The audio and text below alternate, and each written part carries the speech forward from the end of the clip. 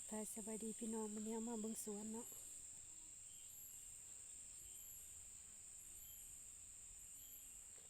มาเบิ่งสวน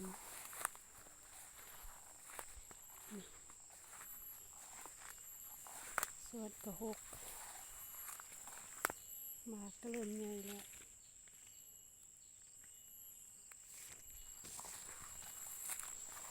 ประมาณ2 เดือนเขาก็ได้เก็บแล้วเนาะก็บอน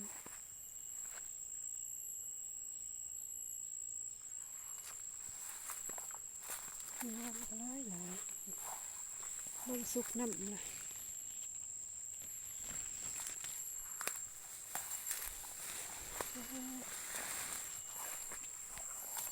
อันนี้เป็นดวงเนาะจัดการก็เฮาแต่เสียดายเนาะ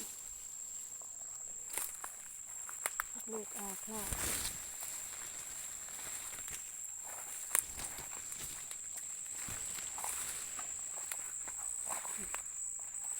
เริ่มใหญ่หมดเลยเด้แต่ว่าช่วงนี้ภาคสวนก็ได้เจอปัญหาดวงลงจะถ่ายตัวนี้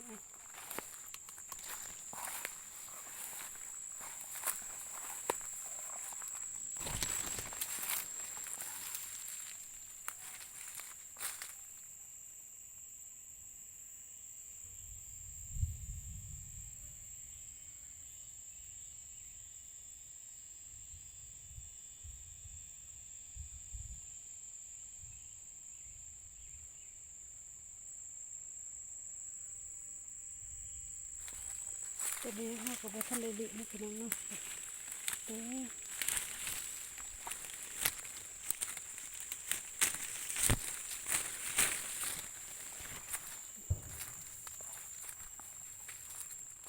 จะเสียดายนี่ฮะดวง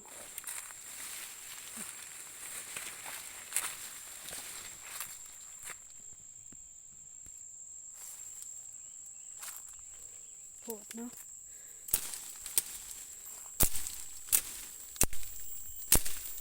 กกหนึ่งเมียดเป็น10 ตัวผลได้สิบตายนะเพื่อนเนาะแต่เสียดายมากวัน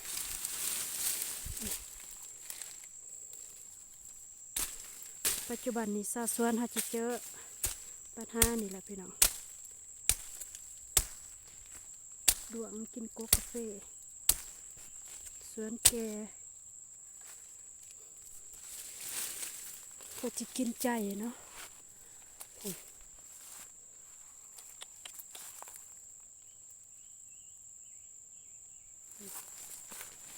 เมิดจะเสียดาย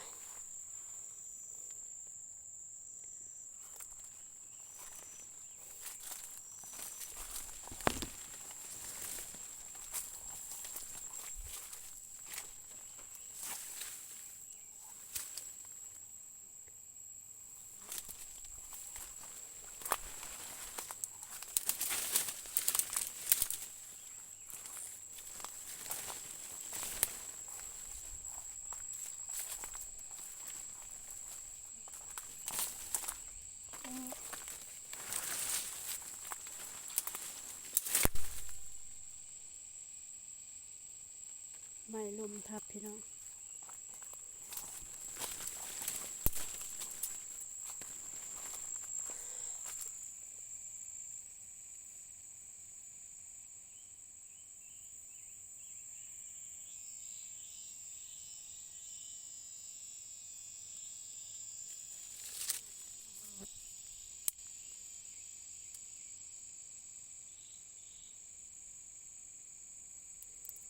ก็เสียงคนหองเนาะ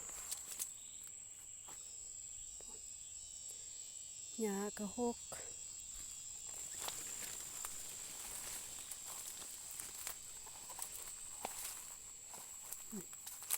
แบบนี้เลยถ้าว่าดวงกินมันจะเหี่ยวพี่น้องมากก็บ่ใหญ่น้อย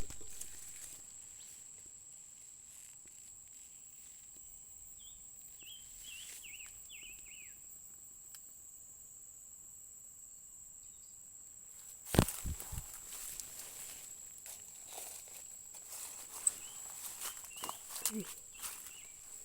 ก็สิเหี่ยวเบิดแล้วสิถากบ่ฮู้ว่ามันอยู่ไสเนาะแล้วสิถากเบิ่งโอ้ขุกลุกแล้วแต่เฮาก็หมดหลายเติบเนาะบ่ฮู้ว่าสิได้เก็บหรือบ่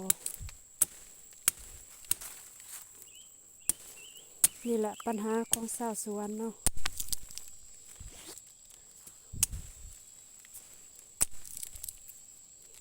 ฉีดยาก็บ่อยู่พี่น้องบ่เห็นเนาะวันนี้มันสิอยู่ไสบัดนี้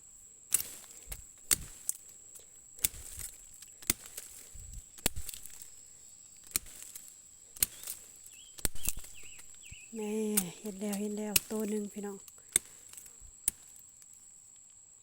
นี่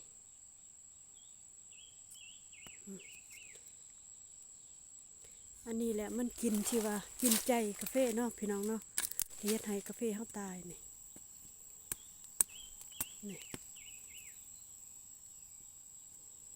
นะเหี่ยแล้วนี่อันนี้แม่นจะเป็นตัวหน่อยพี่น้องนี่อันนี้แหละที่ว่าเจาะกกกระเพดที่ว่าเอิ้นว่าดวงเนาะถ้าว่ามันแก่แล้วมันจะมีปีกแล้วก็เป็นตัวสีดำมันบินได้เนาะแล้วก็สามารถไปเจาะกกอื่นอีกอันตรายขนาดได้พี่น้องเฮ็ดให้ชาวเมืองปากซองนี่โอ้ยบ่ฮู้ว่าสิได้เก็บหรือบ่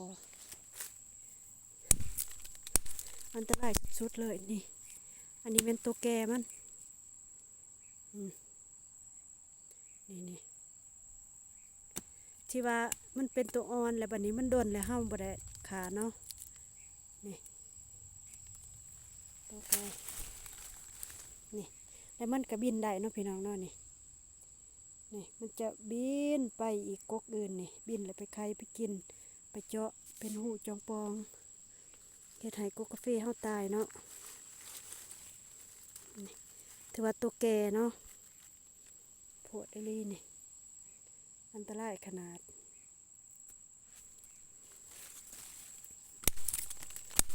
เราสิบ่ได้เก็บยอดเนาะ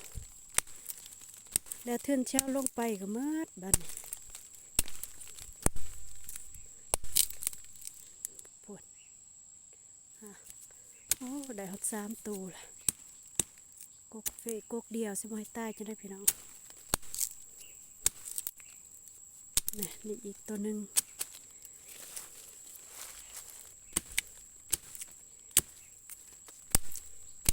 พี่กายก็ว่าใบกูดมาปีนี้ก็ว่า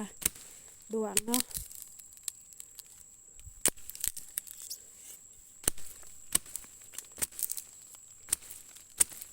นี่แหละปัญหา